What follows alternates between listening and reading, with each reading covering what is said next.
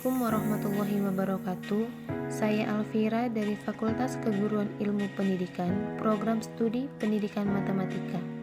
Pada video ini, saya akan mempresentasikan artikel saya yang diberikan oleh Ibu Nila Afningsi, SPD, MPD, selaku dosen mata kuliah Landasan Pendidikan, dengan judul Paradigma Pendidikan pada Masa Kependudukan Militerisme Jepang.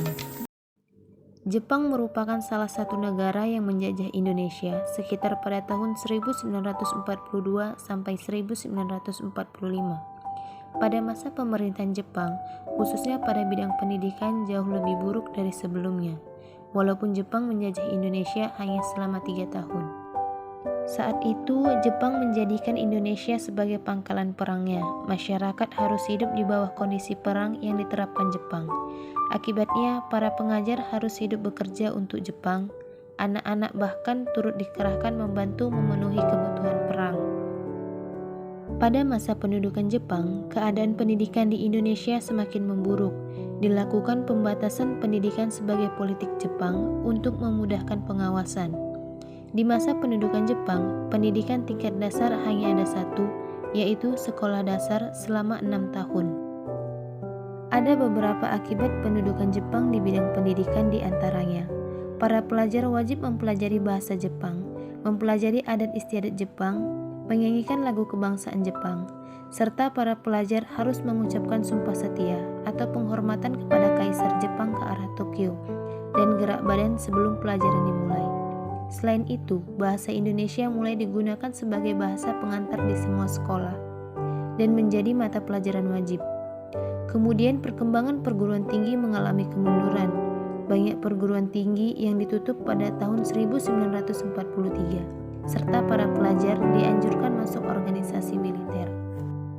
Adapun sistem persekolahan pada zaman kependudukan Jepang sebagai berikut. 1. Penghapusan kurikulum dualisme pengajaran pada masa Belanda, yaitu pengajaran Barat dan Bumi Putra, dan diganti dengan sekolah rakyat untuk seluruh masyarakat. 2. Dimasukinya bahasa Indonesia dan menjadi mata pelajaran di sekolah-sekolah. 3. Memberikan bantuan dana untuk membenahkan kurikulum dan sarana pendidikan di Indonesia.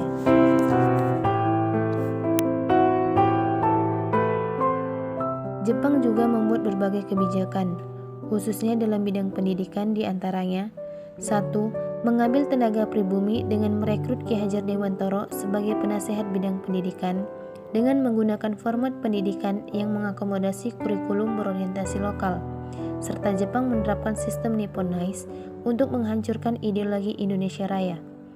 2. Melatih guru-guru agar memiliki keseragaman, pengertian tentang maksud dan tujuan pemerintahan Jepang, seperti sistem ideologi yaitu kemakmuran bersama Asia Raya, dengan semboyan Asia untuk Asia, latihan kemiliteran dan semangat Jepang, bahasa dan istiadat Jepang, dan ilmu bumi dengan perspektif geopolitis serta olahraga dan nyanyian Jepang.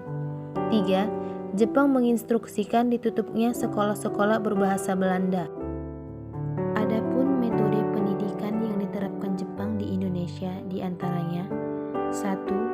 Metode klasikal, yaitu diterapkan di sekolah, intrakurikuler dan ekstrakurikuler untuk mengembangkan kemampuan dan minat bagi peserta didik. 2. Metode pengajian diterapkan di pesantren-pesantren.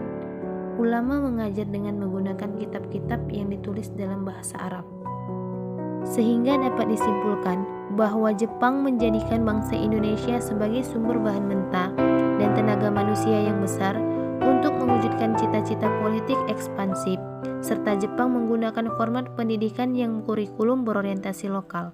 Sehingga pada akhir kependudukan Jepang menerapkan Nipponize yang bertujuan untuk menghancurkan ideologi Indonesia Raya. Sekian dari video presentasi saya. Jika ada kesalahan terhadap materi maupun videonya, saya mohon maaf dan saya akhiri dengan wassalamualaikum warahmatullahi wabarakatuh.